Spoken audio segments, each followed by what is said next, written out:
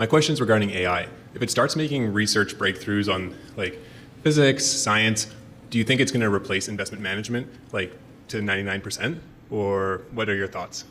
So I think the Citadels, the Millenniums, I think that AI is going to make a lot of investing strategies more and more short-term, almost like an arms race where a company files a 10K and the AI can read it and come to a conclusion faster than anyone else who's got the fastest model to analyze and come up with a conclusion, and they'll put a trade in on the basis of that.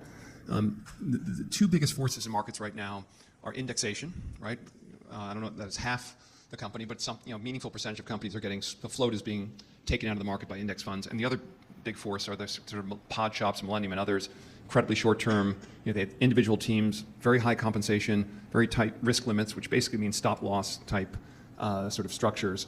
And the effect of those, the float shrinking and more short-term money, and then AI is going to do the same, actually presents very good opportunities for probably most of the people in this room.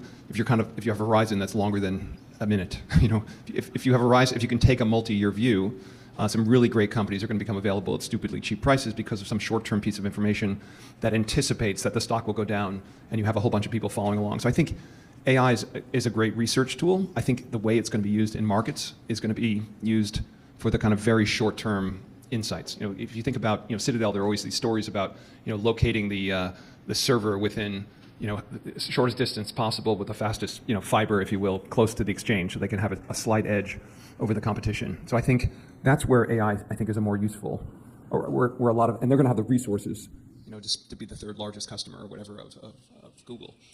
But I think the kind of long-term patient investor, I think more opportunities will present themselves. The other thing I would say, AI is, at least at this point, is about understanding everything in the past, and on the basis of that, perhaps predicting the future. And that relies on, I think creativity is basically doing stuff that has never happened before.